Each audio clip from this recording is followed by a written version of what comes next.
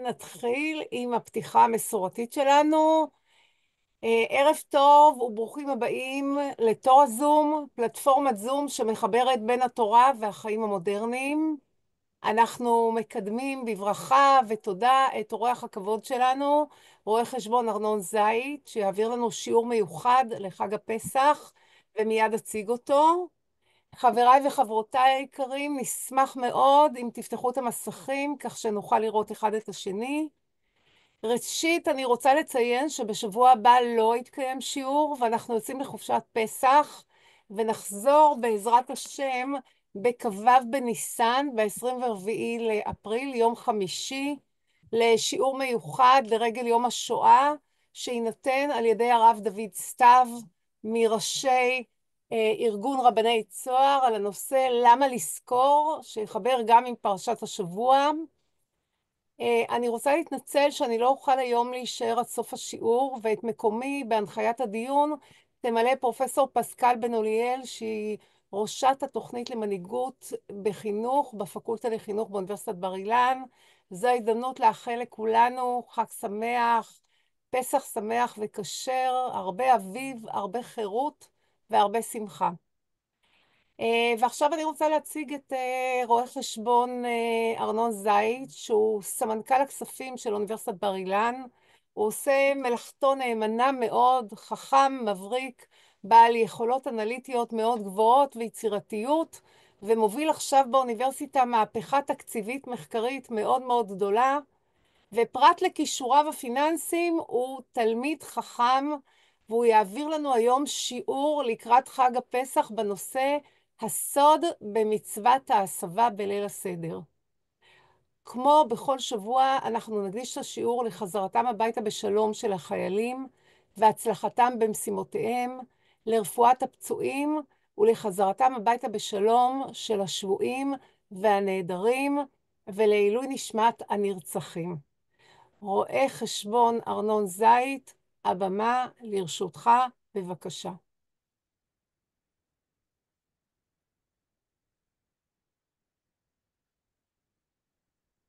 כן, אז שנייה אחת.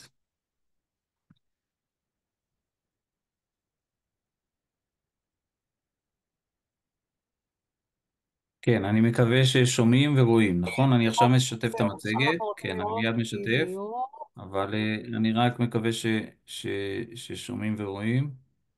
אה, כן, עכשיו רואים את זה גם בצורת הצגה, נכון? כן, עכשיו רואים, הכל בסדר. יופי. אז שלום לכולם, ערב טוב לכולם. אה, באמת אני שמח להיות פה בעצם כבר פעם שנייה. אה, וקראתי לשיעור הזה סיבות וסיבובים, הסוד במצוות ההסבה בליל הסדר, ותכף נראה מה הכוונה. אני רוצה להקדיש את השיעור הזה לרפואת אביה בן שלומית פיניה, לכל החולים והפצועים, להצלחת חיילינו ולהשבת כל חטופינו. אז בואו נצא לדרך ובואו נראה במה הדברים אמורים. אה, נתחיל רגע מהפסוק בפרשת בשלח, ויהי בשלח פרעה את העם. זה התחלף לכם, נכון? המסך התחלף, נכון, דוד? כן, כן, כן, כן. כן. ויהי בשלח פרעה את העם. אנחנו מדברים על יציאת מצרים, ולא נחם אלוקים דרך ארץ פלישתים, כי קרוב הוא, כי אמר אלוקים פן ינחמה בראותם מלחמה ושבו מצרימה. ויסב אלוקים את העם דרך המדבר ים סוף, וחמושים עלו בני ישראל מארץ מצרים. כן, אז לכאורה הדברים פשוטים. הקדוש ברוך הוא מעדיף להוליך את עם ישראל בדרך של סיבוב, דרך המדבר ים סוף, וגם לכאורה הסיבה היא פשוטה, כן? פן ינחם העם בראותם מלחמה ושבו מצרימה. עד לפה הכל פשוט. אבל בואו תראו איך המדרש לכאורה מסבך את הדברים, ובואו נראה במה דברים אמורים. אומר לנו המדרש, ויסב אלוקים את העם. מכאן אמרו רבותינו, מכאן אמרו רבותינו, אפילו אני שבישראל לא יאכל עד שיסב, שכך עשה להם הקדוש ברוך הוא שנאמר, ויסב אלוקים. יש לנו פה מדרש מאוד מאוד מוזר. אומר המדרש, אפילו העני שבישראל צריך להסב בליל הסדר. למה הוא צריך לעשות את זה? בגלל שהקדוש ברוך הוא הסב את העם כאשר הם יצאו ממצרים. ובאמת, איך שלא מסתכלים על המדרש הזה, הוא נראה מאוד מאוד תמוה. צריך להבין בכלל מה הקשר בין שני הדברים, מה הקשר בין מצוות ההסבה לבין ויסב אלוקים. יותר מזה, ויסב אלוקים לכאורה זה ויסב מלשון סיבוב, ומצוות ההסבה זה בכלל פועל אחר, כן? זה הסבה, זה לא סיבוב. מה הקשר באמת בין מצוות ההסבה לבין ויסב אלוקים? זאת השאלה שנרצה לענות עליה. ועוד שאלה נוספת, למה בכלל אנחנו מדגישים פה את האני? כלומר, למה חז"ל ראו להדגיש פה שדווקא אפילו אני שבישראל לא יאכל עד שיסב, לכאורה המצווה היא לא דווקא על האני, ומה אפילו פה שבאני, לכאורה היה צריך להגיד, יש מצוות הסבה לכל עם ישראל, כולם צריכים להסב, מה זה אפילו שהאני שבישראל? אז יש פה שתי שאלות, נדמה לי שהן שאלות מאוד מאוד מתבקשות כאשר קוראים את המדרש הזה.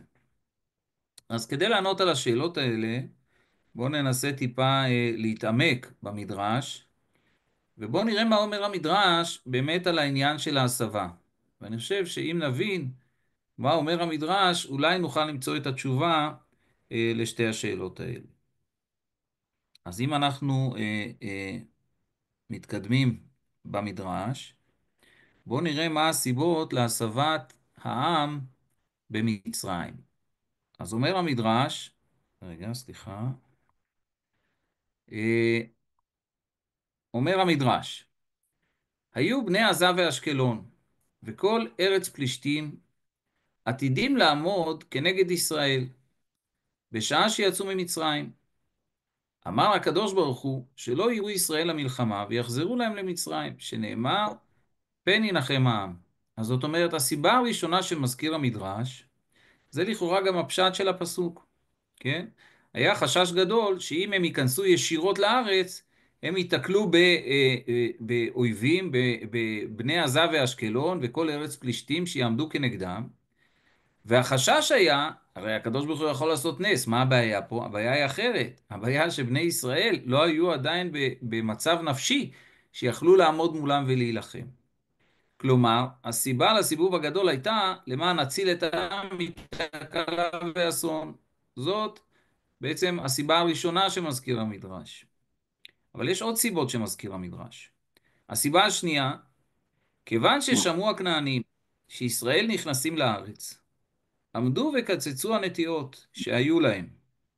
כיוון ששמעו שנתעכבו במדבר 40 שנה, היו סבורים שבמדבר תהיה דירתם, עמדו ונטעו הנטיעות, וגידלו אותם, ואחר כך הכניסם לארץ. סיבה שנייה שאומר המדרש, הייתה שמועה בעולם שעם ישראל בדרך לארץ. ומה עשו אותם יושבי הארץ? עמדו וקצצו הנטיות, כן? פשוט החריבו את הארץ, כן? מצאנו את זה גם בהיסטוריה הלא רחוקה, כן? במלחמת העולם השנייה, שכאשר הנאצים נסוגו, אז הייתה להם מדיניות של אדמה חרוכה, כן? להרוס את הכל. אז זאת הייתה המדיניות גם לפני 3,000 שנה. שכאשר שמעו הכנענים שעם ישראל בדרך לארץ, אמרו הכנענים, בוא נחריב את כל הארץ, לפחות שהם לא ייכנסו לארץ בנויה, לארץ נטועה, ולכן הקדוש ברוך הוא עיכב את הדברים, כדי שבינתיים עם ישראל יתעכב, יעשה סיבוב, ובינתיים הארץ יחזרו לנטוע אותה וליישב אותה, וכשבני ישראל נכנסו לארץ, אז הם באמת כבר נכנסו לארץ מיושבת. כלומר, במקרה הזה העיכוב היה כדי להיטיב עם ישראל. אז זאת הסיבה השנייה שאומר המדרש. אבל יש עוד סיבה נוספת מאוד מעניינת. אומר המדרש, למה לא נחם אלוקים דרך ארץ פלישתים, שעדיין נכדו של אבימלך קיים? פירוש שאברהם נשבע עד נכדו של אבימלך. כן, מה כתוב בשבועה בין אברהם לאבימלך? הייתה ביניהם שבועה שהם לא יילחמו אחד בשני, לא ייכנסו אחד לגבולות של השני, אם תשקור לי ולניני ולנכדי. ולא רצה הקדוש ברוך הוא להפר השבועה. זאת אומרת, יש פה דבר מאוד מעניין.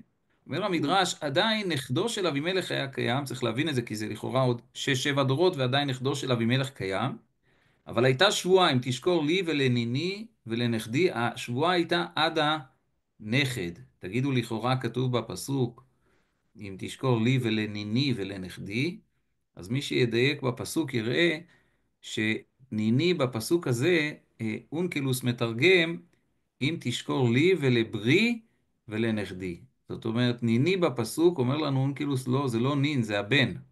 והאמת שיש בזה גם היגיון, כי זה בעצם 3 דורות, זה לי ולניני ולנכדי. בעצם יש ביניהם ברית של 3 דורות, שלא תהיה ביניהם מלחמה. והקדוש ברוך הוא לא רצה להפר את השבועה. אז יש פה עוד עניין, שבכלל לא, אף אחד לא ידע ממנו בכלל, אבל יש פה עוד נסיבות אחרות, שבגללם הקדוש ברוך הוא בוחר להסב את עם ישראל, כדי שלא תהיה פה הפרה של השבועה. כלומר, יש נסיבות אחרות שקשורות לראייה רחבה יותר, לכך שהקדוש ברוך הוא סיבב את בני ישראל. אז במילים אחרות, ראינו פה 3 סיבות, למה היה הסיבוב הגדול של בני ישראל במדבר. סיבוב גדול, שבעצם 3 סיבות למה היה הסיבוב הזה. סיבה ראשונה זה מניעת האסון. סיבה, סיבה ראשונה זאת מניעת האסון. מניעת האסון שעם ישראל ראינו, כדי שלא יהיה מצב שעם ישראל יפגוש אויב ויבחר לנוס חזרה, אז זאת הסיבה הראשונה. הסיבה השנייה זה סוג של הטבה עתידית. בעצם כדי שעם ישראל יוכל להיכנס לארץ בנויה, ארץ נטועה, אז הקדוש ברוך הוא בחר להסב את בני ישראל בדרך. והסיבה השלישית, ראינו שיש נסיבות אחרות שבכלל לא קשורות לעניין, אבל יש סיבות אחרות למה לא היה נכון שבני ישראל ייכנסו. אבל יש פה 3 נימוקים, 3 כיוונים להסביר למה בעצם היה הסיבוב. אבל יש מכנה משותף אחד לכל הדברים האלה. ומה בעצם המכנה המשותף לשלושת הסיבות האלה לסיבוב של בני ישראל? והמכנה המשותף הוא אחד. המכנה המשותף שכל הסיבות הם בסופו של דבר לטובתם של עם ישראל. אבל, וזאת הנקודה, לעולם הם לא ידעו את זה. עם ישראל לעולם לא ידע, בין אם זה כדי שלא תהיה מלחמה והם יבחרו לברוח, ובין אם זה בגלל שהם החריבו את הארץ ועכשיו נטו אותה, ובין אם זה קשור לאיזו שבועה שהייתה לפני מאות שנים. עם ישראל לעולם לא ידע מה הייתה הסיבה לסיבוב הגדול הזה. אז יש פה דבר מעניין. יש פה דבר שבעצם אומרת לנו התורה, הקדוש ברוך הוא בחר להסב את בני ישראל כשיצאו ממצרים, אבל בני ישראל עצמם לא יודעים למה עשו להם את הסיבוב הזה. צריך להבין גם את הסיטואציה, כן? הם יצאו ממצרים, הם שנייה אחרי הנס הגדול או שנייה אחרי הנס הגדול של יציאת מצרים, של מכת בכורות, שנמצאים באיזושהי תחושה של התעלות גדולה, של השכינה שמלווה אותם, ופתאום הם לא מבינים, אתה מגיע, אתה אוטוטו נכנס לארץ, ופתאום עושים להם איזשהו סיבוב, זה איזשהו משבר כזה, שהם לא יכולים להבין אפילו מאיפה מגיע המשבר הזה, אבל המשותף, כמו שאמרנו, שיש לזה סיבה לדבר הזה, והסיבה היא טובתם של עם ישראל. אז זה המכנה המשותף בעצם לסיבוב הגדול של בני ישראל. אז אם נמשיך רגע, וננסה עכשיו לחזור בחזרה לשאלות ששאלנו. נכון? שאלנו, אפילו אני שבישראל לא יאכל עד שיסב. שכך עשה להם הקדוש ברוך הוא, שנאמר ויסב אלוקים. שאלנו מה הקשר בין הסבת המדבר להסבת ליל הסדר, ושאלנו גם מדוע ההדגשה היא דווקא על העני. אבל נדמה לי, אחרי שאנחנו מבינים רגע את הסיבות להסבה, אנחנו יכולים למצוא את הקשר גם לעני שבישראל, ואת הקשר בעצם למצוות ההסבה. מה הקשר בעצם בין הסבת המדבר להסבת ליל הסדר? בעצם בהסבת המדבר למדנו דבר אחד, למדנו שגם כאשר אתה נמצא באיזשהו משבר, ועם ישראל נמצא באיזשהו משבר, באיזשהו סיבוב, באיזשהו קושי נפשי, באיזושהי, הייתי אומר, איזושהי נפילה מסוימת אפילו מבחינה מורלית, אבל יש לדברים סיבה, והדברים האלה בסופו של דבר הם לטובתם של עם ישראל. זה בעצם הסיבה למצוות ההסבה.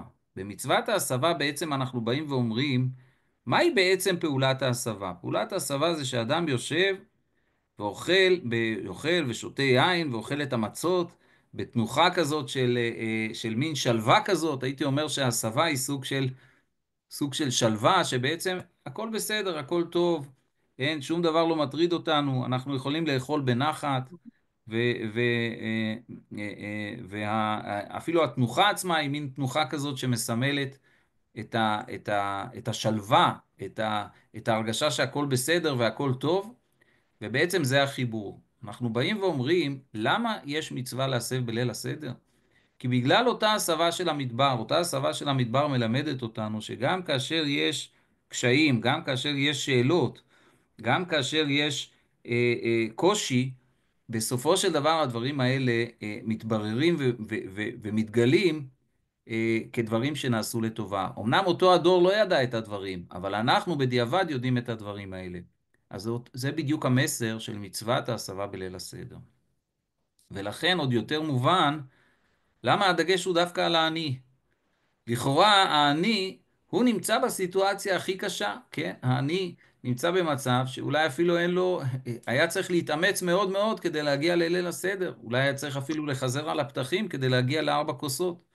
אבל אומרים לאותו עני, תדע לך, אולי אתה נמצא עכשיו באיזשהו מצב קשה, אולי כבר תקופה במצב קשה, אתה לא מבין למה זה קורה לך, אתה לא מבין מה אתה צריך לעשות, איך אתה צריך לעשות, אתה נמצא במין מצב מורלי מאוד מאוד נחות, אבל תזכור שגם בני ישראל היה להם שבר, כאשר הם יצאו ממצרים היו בטוחים, הנה אנחנו עוד שנייה בארץ ישראל, ולא, והיה להם בסוף איזשהו סיבוב, והייתה מטרה לסיבוב הזה. אנחנו אומרים גם לאותו עני, תדע לך, אתה נמצא באיזשהו קושי, גם אתה נמצא באיזשהו סיבוב, אבל תדע לך שבסוף הסיבוב הזה יש לו כנראה איזושהי מטרה, והמטרה היא לטובה. וזה בעצם הקשר בין מצוות ההסבה לבין ההסבת המדבר של בני ישראל בליל הסדר.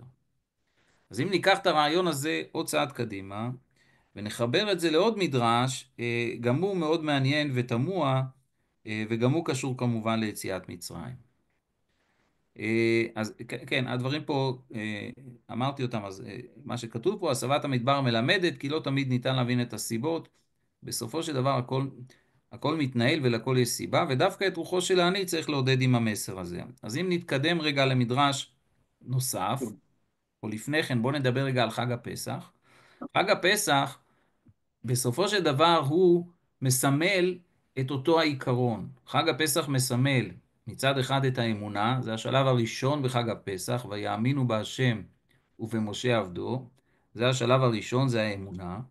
השלב השני בחג הפסח, כאשר יש לך אמונה, אז גם יש לך ביטחון.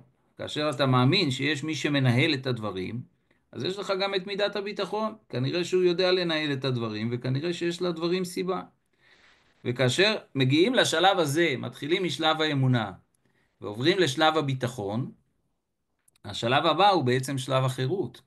כי ברגע שאתה נמצא כבר ברמת ביטחון כזאת שיש מי שמנהל את העניינים, אז אתה יכול גם טיפה להירגע ולא צריך להיות כל שנייה מכל איזשהו מבזק חדשות להיות בהיסטריה, אלא אפשר גם להיות טיפה נינוח, ואפשר גם למצוא את עצמך נותן לפעמים, נותן למי שמנהל את העולם, נותן לו לנהל אותו.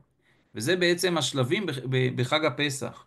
שלב אחד זה האמונה, השלב השני זה הביטחון בהשם, והשלב השלישי זה בעצם, התוצאה של הדברים האלה, זה בעצם סוג של חירות הנפש.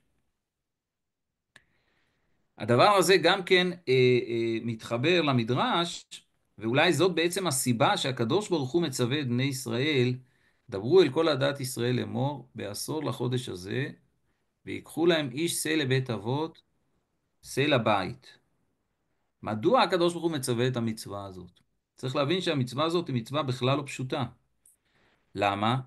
כי בעצם בני ישראל היו צריכים לקחת שא, לכאורה זה דבר פשוט, אבל לא.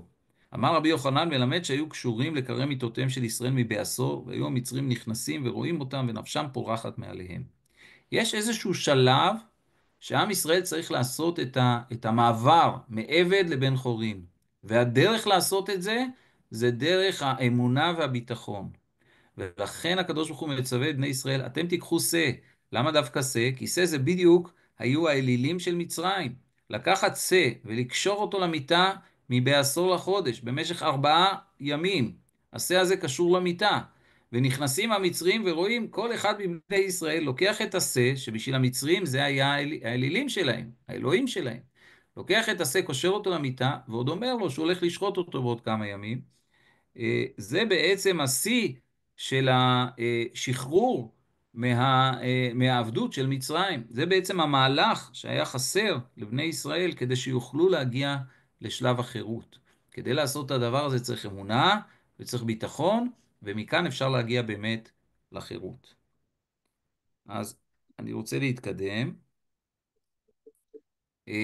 ואם ניקח את זה עוד צעד קדימה, אז אנחנו נראה שבעצם יש פה, העיקרון הזה של האמונה והחירות הוא עיקרון שחוזר על עצמו לא רק בחג הפסח.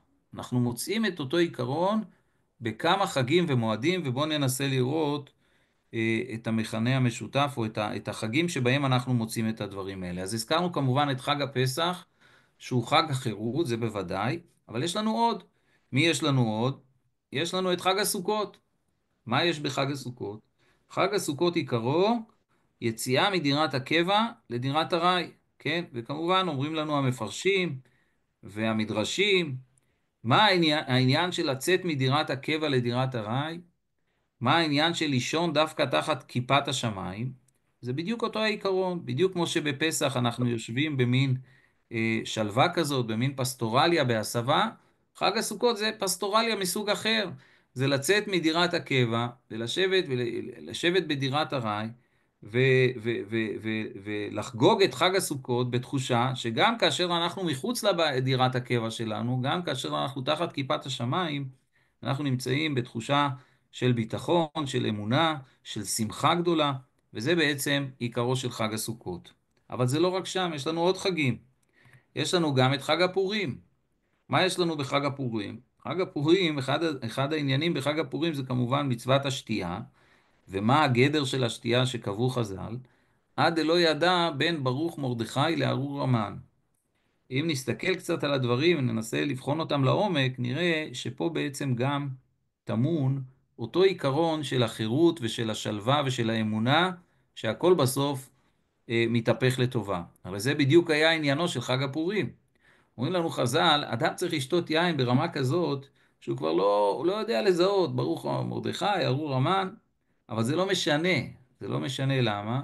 כי בסוף בסוף, כשאתה נמצא במידת ביטחון, במידת אמונה, ואתה נמצא בתחושה ובאמונה שבסופו של דבר הדברים יש להם סדר ויש להם מי שמנהל אותם, אז זה כבר לא משנה אם זה ברוך מרדכי או זה ארור המן. בסוף יש סיפור, יש עלילה, יש מנהיג לבירה, ובסופו של דבר הדברים האלה מתגלים כנס גדול. אז זה עניינו של חג הפורים. אבל אפילו השבת, גם היא קשורה לעניין הזה, ותראו מה אומר הזוהר. על הפסוק, שבו איש תחתיו, אל יצא איש ממקומו. כן? פשט הדברים, שבו איש תחתיו, בשבת משה מצווה את בני ישראל, שכל אחד ישב במקומו, לא, בשבת לא יוצאים כן, למסעות. שבת זה עניין של לשבת במקום, לנוח. אבל המדרש אומר דבר מאוד מעניין, הזוהר אומר, מה זה שבו איש תחתיו? תחת מי? מה זה תחתיו? המונח הזה לא ברור. אומר המדרש, אומר הזוהר, מה זה תחתיו? זה תחת עול מלכות שמיים. אומר הזוהר, מצוות השבת זה שכל אחד ואחד ישב תחת עול מלכות שמיים. בדיוק כמו שבסוכות אדם יוצא החוצה ונמצא וישן ואוכל בסוכה תחת כיפת השמיים, גם בשבת, אומר משה לבני ישראל, בשבת אתם יושבים תחת הקדוש ברוך הוא, הוא נמצא מעליכם. לא עכשיו, לא כל ענייני העולם, לא עכשיו כל היום יום וכל השגרה, אלא אתם עכשיו נמצאים תחתיו, תהיו רגועים, תשבו בשקט, תנוחו, תהיו בשלווה. זה בעצם עניינה של השבת, תעסקו בעניינים שברומו של עולם, וזה בעצם עניינה של השבת. אני חושב שאדם ששומר שבת מבין לגמרי את הסיטואציה, במיוחד בדור שלנו. אין כמו להתנתק מטלפונים וממסכים ומדברים, כמו יום שבת, יום שלם, אתה בשקט, בלי מסכים, בלי הודעות, בלי טלפונים, בלי מיילים, בלי כלום. אתה יכול להיות בשקט עם המשפחה, עם המשפחה, עם הקהילה, ובעצם קצת לתת לנפש איזשהו מילוי של מצברים להמשך ימות השבוע. אז יש פה בעצם את חגי ישראל וגם את השבת, שכולם נותנים בסופו של דבר, או כולם מעבירים איזשהו מסר, ומחזקים בנו את מידת הביטחון, את מידת האמונה, ובסופו של דבר גם את החוסן הנפשי לחיי היום-יום. נדמה לי שהדבר הזה גם מתחבר למה שאומר רבי יהודה הלוי, כן? ורבי יהודה הלוי יש לו משפט מאוד מפורסם, עבדי הזמן, עבדי עבדים הם, עבד השם הוא לבדו חופשי. זאת אומרת, אם אנחנו מדברים על חירות, כאשר אדם הוא לא משועבד אל היום-יום, אלא הוא משועבד למשהו קצת יותר רחב, משהו קצת יותר עליון, והוא מבין שיש ניהול לעולם, והוא אדם מאמין, והוא נמצא במידת הביטחון, אז בסופו של דבר הוא האדם הכי חופשי, כי בעצם שום דבר לא מטריד אותו. במובן הזה, שמה שלא יהיה, הוא יודע שיש לדברים סיבה ויש מי שמנהל. כמובן שכל אחד צריך לעשות השתדלות, זה דיון אחר, זה שיעור אחר, אבל יש לו את הביטחון ואת האמונה שהדברים מתנהלים ולא צריך להיות בחרדה מכל איזשהו אירוע קטן. אני ברשותכם רוצה להתקדם ולהגיע לעוד מדרש שגם הוא מתחבר איכשהו לעניין שלנו. והמדרש שלנו, כן, שומעים? כן, מישהו רוצה להגיד משהו? כן, אוקיי, אז המדרש שלנו, כתוב במדרש, וגם הוא מדרש שהוא קצת תמוה ואנחנו ננסה להבין אותו. כתוב במדרש, הים ראה וינוס, כן? על הים ראה וינוס. מה ראה הים? אומר המדרש, ראה ארונו של יוסף יורד לים. אמר הקדוש ברוך הוא, ינוס מפני הנס, שנאמר ויעזוב בגדו בידיו, וינוס ויצא החוצה. אז יש לנו מדרש, והמדרש אומר שמה זה הים ראה וינוס? מה ראה הים? באמת זה לא ברור מה רמוז פה בפסוק. אומר המדרש, הוא ראה את הארון של יוסף, שבני ישראל יצאו עם הארון של יוסף, אז בזכות הארון הזה נבקע הים. למה דווקא בזכות הארון הזה? אומר המדרש, ויעזוב בגדו וידיו, וינוס ויצא החוצה. שיוסף נס מאשת פוטיפר, בזכות הניסה הזאתי, גם הים ראה וינוס. אז לכאורה דברים פשוטים, אבל גם פה בואו ננסה למצוא את הקשר, מעבר לקשר הלשוני, כמו שחיפשנו במדרש הראשון, ונדמה לי שיש פה משהו עמוק יותר, מאשר הקשר הלשוני של הים ראה וינוס, ינוס מפני הנס. יש פה משהו קצת יותר עמוק, ובואו ננסה לראות את הדברים. אז השאלות שאנחנו רוצים בעצם לשאול פה, זה מדוע צריך דווקא את יוסף, והאם הקשר הוא רק קשר מילולי. כדי לענות על הדבר הזה, אני רוצה להציג בפניכם את מה שאומר השם משמואל על יוסף, ואני חושב שמשם אפשר לחבר את הדברים. אז אומר השם משמואל, והנה ידוע, השם משמואל הוא האדמו"ר מסוכותשוב, כן? הוא היה בנו של אבני נזר, היה נכדו של האדמו"ר מקוצק, כן? הרבי מקוצק, ואפילו היה נינו של הבעל שם טוב, כן? אז היה לו בוודאי ייחוס מאוד מעניין.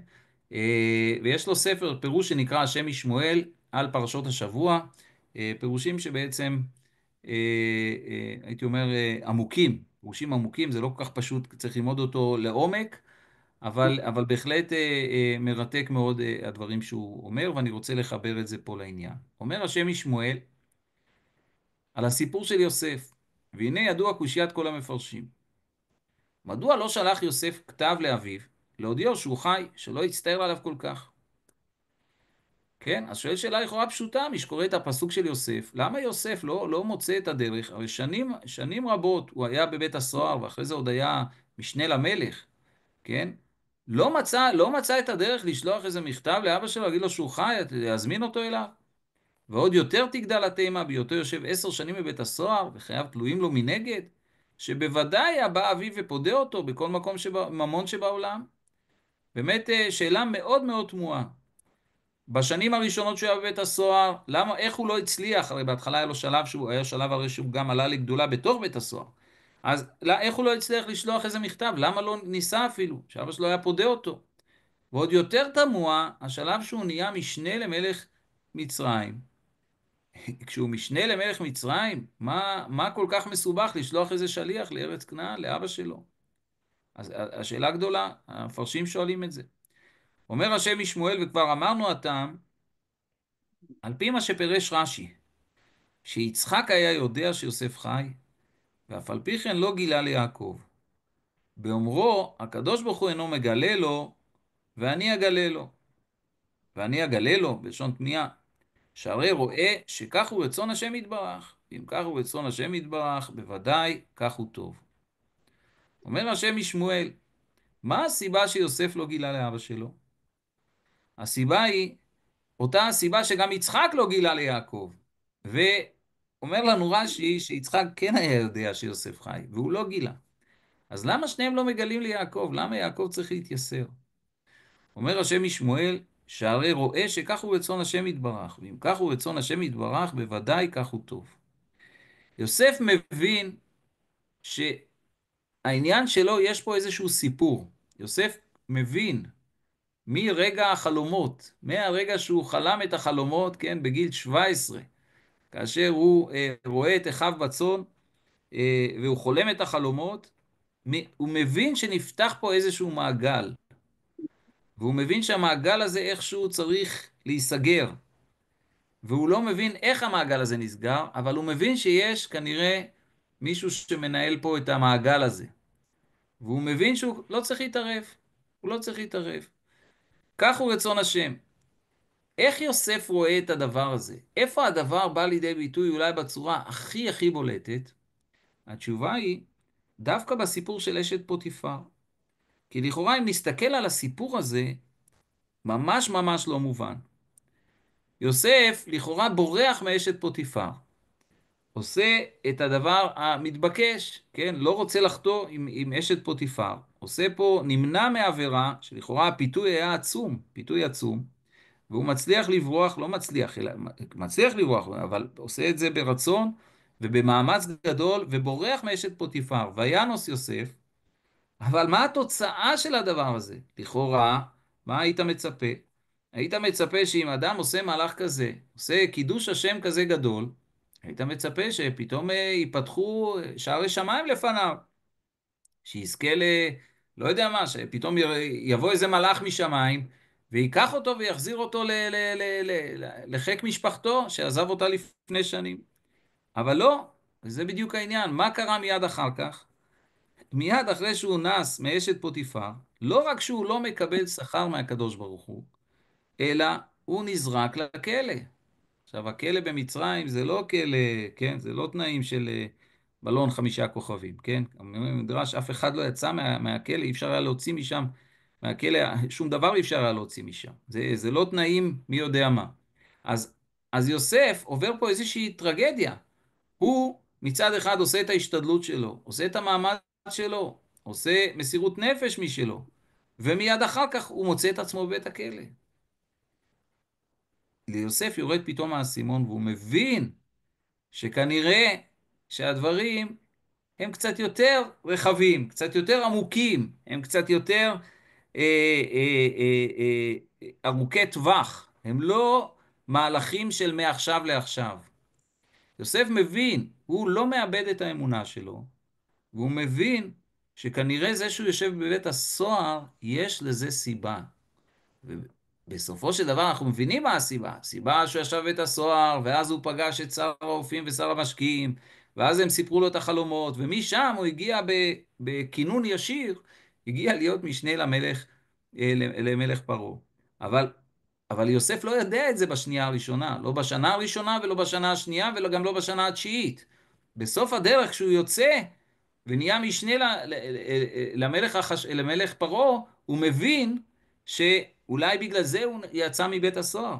אז עכשיו הוא כבר מבין שיש פה סיפור שלם, והוא בסך הכל איזשהו נציב בתוך כל אותה עלילה, והוא לא רוצה להרוס את הסיפור. הוא אומר, אוקיי, אז אני חלק מהסיפור. אז הוא אומר השם משמואל, הוא לא רצה, הוא אמר, אם הקדוש ברוך הוא לא גילה לו, אז כנראה שיש לזה סיבה. ובסופו של דבר הייתה לזה סיבה. בסופו של דבר, משם הוא יצא, נהיה משנה למלך פרעה, ובסופו של דבר באמת הגיע אביו, הגיעו אחיו, ומשם, בסופו של דבר, בני ישראל הגיעו למצרים. ועכשיו אם נחזור רגע לשאלה ששאלנו, נחזור רגע לדיון, דיברנו על השאלות של מה הסיבה של הים רעה וינוס, ולמה היה צריך דווקא את יוסף, ומה הקשר בין הדברים. אז יוסף בעצם מסמל, ואני נציג את זה פה בעצם, יוסף מסמל בעצם את כל המהלך. הוא התחיל את המהלך של ילידת מצרים, והוא מסמל את כוח האמונה ואת מידת הביטחון, שהכל בסוף מתהפך לטובה. אחרי כל המראות שקראו ליוסף, שהובילו לילידת מצרים ולשיעבוד, לא יכול להיות שלא יהיה סוף טוב לסיפור. בעצם זאת סגירת המעגל, סגירת המעגל של הסיפור של יוסף. הכל התחיל מיוסף ומהניסה שלו שבסוף ירד לבית האסורים. איפה המעגל הזה נסגר? המעגל הזה נסגר כאשר הים נבקע ובני ישראל יצאו ממצרים לכיוון הארץ. ואותה הניסה כמובן, זה בעצם רצון שלו לעשות את הדבר הנכון, אבל התוצאה המיידית הייתה הרת אסון, מאסר של שנים בבית הסוהר. היה צריך לסגור את המעגל ולהראות איך בסופו של דבר הדבר הוביל לניסה אחרת, שהובילה בסופו של דבר לגאולת ישראל ולחירותם. וזה בעצם סגירת המעגל, וזה בעצם מקומו של יוסף, ולכן הים רעה וינוס זה הקשר בין הניסה של יוסף בתחילת הדרך לבין גאולת ישראל, הים רעה וינוס.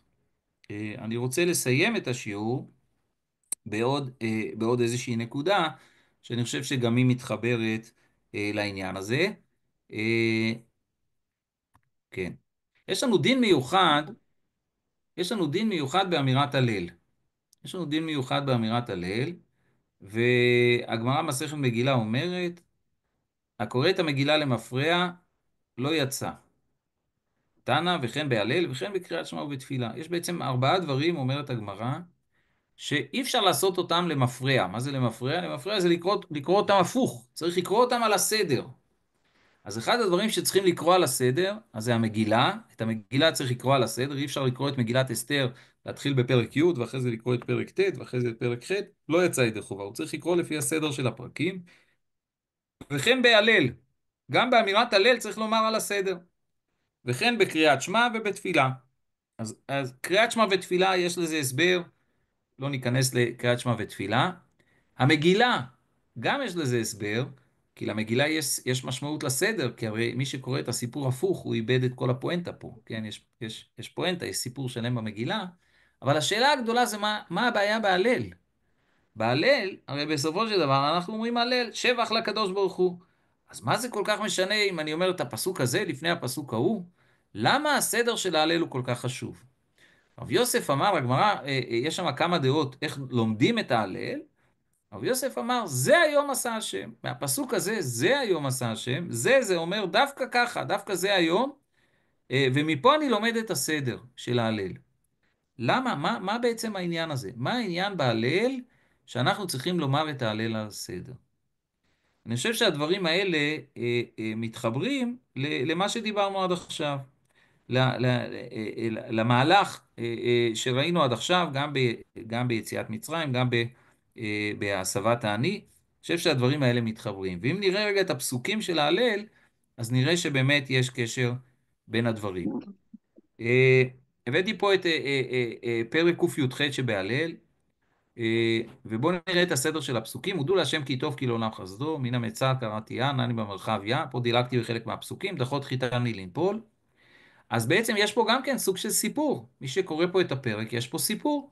יש פה סיפור שמתחיל מן המצר קראתיה, כן?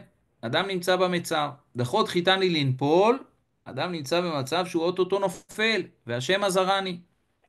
יסור יסרניה ולמוות לא נתנני, כן? לא רק אנחנו ממשיכים לרדת, כן? אנחנו עוברים פה גם איזה שהם איסורים, אבל לא מגיעים למוות. יש פה איסורים, זה השלב של נמצאים למטה. אותך כי עניתני ותהי לי לישועה.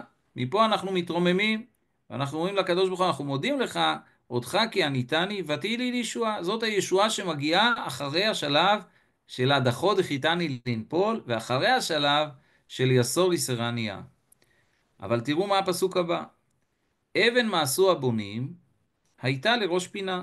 כן? מה הפשט של הפסוק הזה? מה זה אבן מעשו הבונים? אבן שלכאורה הבנאים שבונים את הבית, הם לא, לקחו את האבן הזאת וזרקו אותה. אמרו, היא לא מתאימה לבנות את הבניין הזה. אבל האבן הזאת הייתה לראש פינה. האבן הזאת הייתה מה זה ראש פינה? פינה של הבית, כן? בפינות של הבית שמים בבסיס, שמים את האבנים החזקות, כי זה תופס בפינה, צריך חוזק. אז האבן הזאת שלכאורה זרקו אותה הבונים, מעשו הבונים, היא הפכה להיות בעצם הבסיס לבית הזה. דרך אגב, המדרש דורש את הפסוק הזה, על הבחירתו של דוד המלך למלך ישראל, כן? אומרים חז"ל, אבן מעשו הבונים הייתה לראש פינה, זה בעצם דוד המלך. מה זה אבן מעשו הבונים הייתה לראש פינה? כאשר שמואל מחפש מי הוא, שולח אותו הקדוש ברוך הוא, אומר, בן ישי, הוא צריך להיות המלך. הולך שמואל ומסתכל על בני ישי, ומסתכל, רואה אחד גבוה, אחד ככה, אחד ככה, כל אחד כנראה נראה מאוד מרשים, ואומר לו הקדוש ברוך הוא, לא בזה בחרתי, ולא בזה בחרתי, ולא בזה בחרתי, והוא עובר על כולם, והוא לא מוצא. ואז הוא שואל, תגידו, יש עוד ילד? אומרים לו, כן, יש עוד איזה אחד שהוא רועה צאן, הוא לא בדיוק זה. שלחנו אותו לראות צאן. אומר המדרש, זה אבן מעשו הבונים. האבן שלכאורה אמרו זה אבן לא מתאימה, היא הפכה להיות ראש פינה, ודוד נהיה מלך ישראל, ומלך מאוד מאוד ודאי משמעותי מאוד לעם ישראל. אז אנחנו מוצאים פה אבן מעשו הבונים הייתה לראש פינה, וההמשך הוא מאת השם הייתה זאת, היא נפלט בעינינו. ונדמה לי שהפסוק הזה הוא מתמצת את כל השיעור. מאת השם הייתה זאת, היא נפלט בעינינו. פתאום מגיעה איזושהי תשועה, איזושהי ישועה, פתאום מגיע איזה דוד המלך מאיזשהו מקום, אבל היא נפלט בעינינו, אנחנו לא... בשבילנו זה פלא גדול, לא חשבנו שככה זה יקרה. אני בטוח שגם יוסף, כאשר היה באותה סיטואציה, ופתאום נהיה משנה למלך, גם הוא אמר לעצמו בלב, מאת השם הייתה זאת, היא נפלט בעינינו. וודאי שגם בני ישראל אמרו את הפסוק הזה, מאת השם הייתה זאת, היא נפלט בעינינו. ואז מגיע הפסוק של זה היום עשה השם, נגילה ונשמחה בו. כאשר המעגל נסגר, וכאשר רואים את כל המעגל, כל השלבים, מהשלב של הנפילה עד השלב של העלייה, ועד השלב שפתאום דברים מתחברים, ופתאום הדברים מובנים, ופתאום דברים שחשבנו שאולי הם היו לרעה, להפרעת התהליך, פתאום הדברים האלה מתגלים כדברים שיש להם סיבה ויש להם הסבר, ולא רק יש להם סיבה, אלא הפכו להיות לראש פינה, אז זה היום עשה השם, נגילה ונשמחה בו. ולכן בעצם גם בהלל יש עניין באמירת ההלל על הסדר, כי מי שקורא את הפרק הזה הפוך, הוא הרס את כל הפואנטה. כל הפואנטה של ההלל זה להבין את הסדר, להבין שיש שלב של ירידה, יש שלב של הסתרה, יש שלב של אולי חוסר ודאות, אבל בסוף הכל מתהפך, בסופו של דבר אבן מעשו הבונים הייתה לראש פינה. אז אם נסכם את הדברים, אז בעצם על מה דיברנו? אז דיברנו בשיעור הזה על הרמז או על המסר שבמצוות ההסבה ועל הקשר בין ההסבה של בני ישראל לבין ההסבה שבליל הסדר. ראינו שחגי ומועדי ישראל הם בסופו של דבר מחזקים את הנקודה הזאת. הזכרנו את חג הפורים, הזכרנו את חג סוכות, הזכרנו גם את השבת. דיברנו על עניינו של יוסף וכוחו ביציאת מצרים, והזכרנו את מצוות קריאת ההלל שצריכה להיות על הסדר.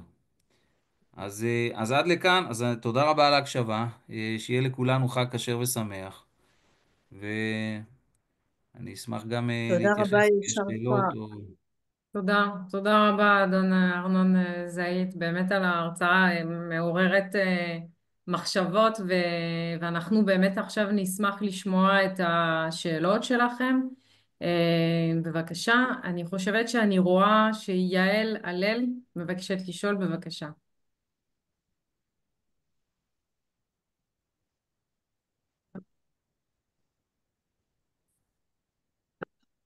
אני אשמח לדעת איך אפשר להנגיש את השיחה הזאת גם לנוער, ואיזה נקודה משמעותית שאתה יכול להציע לי כמורה שאפשר להעביר את זה לנוער בתיכון, בנושא של הסיבה שהשם סובב את בני ישראל ואיך זה קשור להסבה. אם יש לך משהו להציע לי. תודה. שאלה מצוינת, שאלה מצוינת.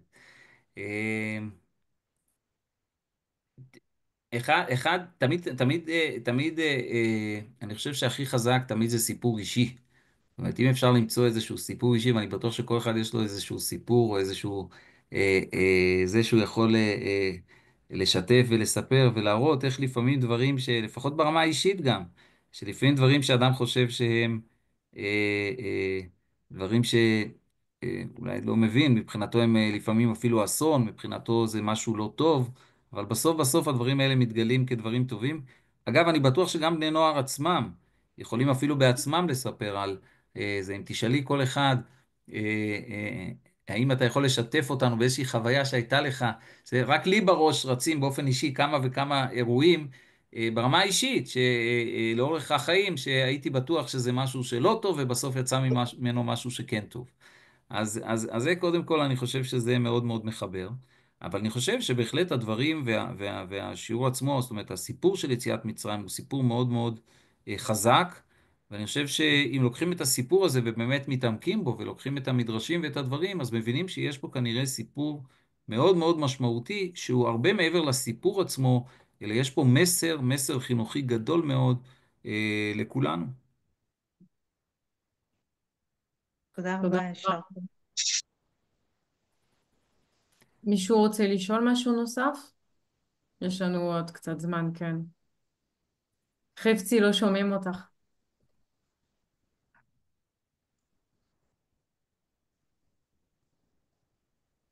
חפצי, לא שומעים אותך.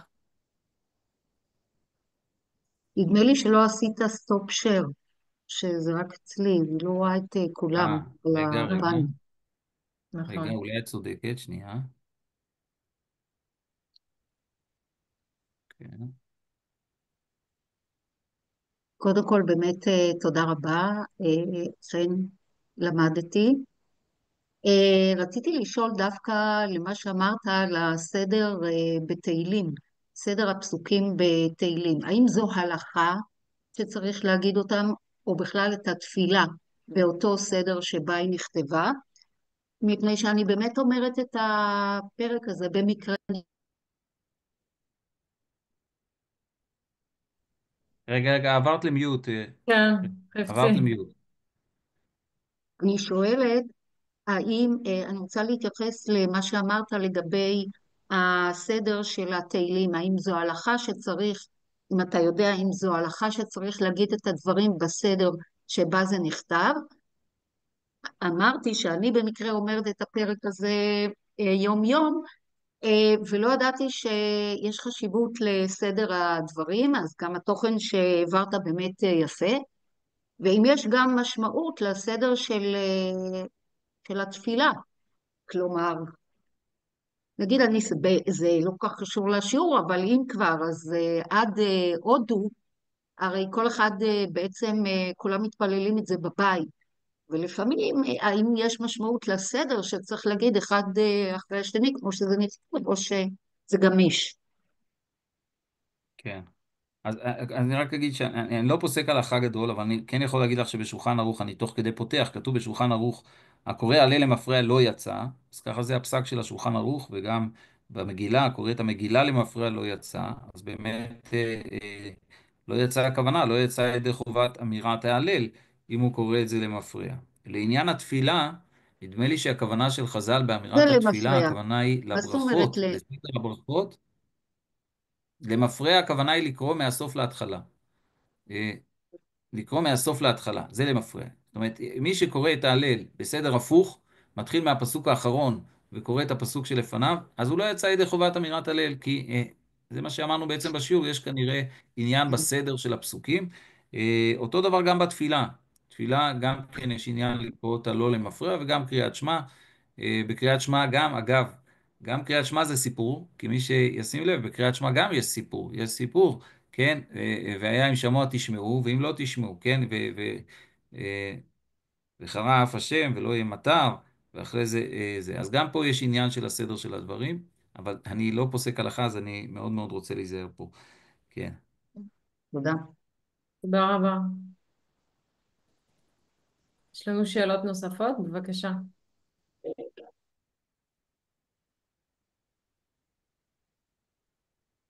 אפשר לשאול שתי שאלות. אחת, לגבי התזה הזאת של ההיתקלות בפלישתים, היו שם שתי התקלויות נוספות, אחת הייתה ישר עם המצרים והשנייה הייתה עם עמלק. אז לא נמלטו מההיתקלות. ושאלה שנייה, מה עם לגבי התזה המקובלת שזה עושים בהסבה, כי זה ככה ישבו בתקופה הזאת, בני מלכים ישבו בהסבה, ולכן אנחנו גם כן יושבים כמוסבים, כי זו הייתה צורת האכילה של האליטה. כן, כיוון שאנחנו אליטה, ומשתמש כן. במושגים של היום, כן, אנחנו אליטה בערב פסח כולנו, אז אנחנו יושבים בהסבה. כן. אז אני אתחיל רגע אולי מהשאלה השנייה, אני אנסה לענות. אני חושב שלגבי השאלה השנייה של צורת ההסבה, זה נכון, אז זה בהחלט ככה. זאת אומרת, אנחנו אוכלים כי זה האליטה אכלה ככה, אבל למה האליטה אכלה ככה? זאת השאלה. האליטה אכלה ככה, כי היא הרשתה לעצמה לשבת בצורה כזאת, כי היא האליטה האליטה. הרומאית, כן, היוונית, כן, הגוי. כן, נכון, כי זה ככה יושבים, כי אין להם צרות על הראש. מה יש להם? רק לספור את הכסף ולספור את הבקבוקי יין. וכן הלאה. אז זה בדיוק, זה מתחבר, זה בדיוק העניין. זאת אומרת, צורת הישיבה הזאת היא מבטאת את מין איזשהו מין חירות אינסופית כזאת, שהכל יש, הכל יש, ואפשר לעשות, לשבת בנחת, ואין שום טרדות, אין שום צרות, אין שום דאגות, וזה בדיוק העניין של ההסבה, וזאת בדיוק, זה בדיוק הטעם, זה, הפשט והדרש פה הולכים ביחד. זאת אומרת, הטעם בפשטות זה באמת להראות שאנחנו נכונים, והחיבור שעשינו פה בשיעור זה למצוא את אותו חיבור אל ההסבה, אל אותו אני, אבל במהות זה אותו הדבר, זה לבטא בעצם את אותו חופש רוחני, את אותה חירות, את אותה אמונה, את אותה הרגשה ותחושה שאנחנו נמצאים היום בלילה שאין מה שמטריד אותנו. הכל בנינוחות והכל בשלווה, וזה בעצם המסר של ליל הסדר, המסר החינוכי שאנחנו רוצים להעביר אותו לכולם. לגבי השאלה הראשונה, לגבי המלחמות, אני חושב שזו בהחלט שאלה, אבל דווקא מלחמת עמלק מלמדת אותנו, שבאמת זה לא היה פשוט. זאת אומרת, לא סתם הקדוש ברוך הוא מצווה, מחות ימחה את זכר עמלק, כי באמת עמלק מוצא את עם ישראל, באמת בדיוק באותה הסיטואציה, ש... שהם עדיין לא בשלים לקום ולהילחם. הם עדיין עוד חצי, לפחות בנפש, הם עדיין חצי עוד עבדים, עוד לא לגמרי מרגישים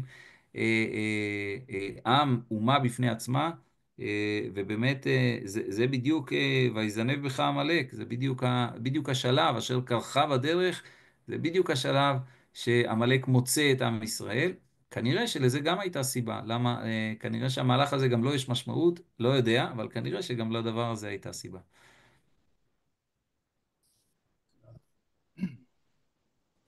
תודה רבה.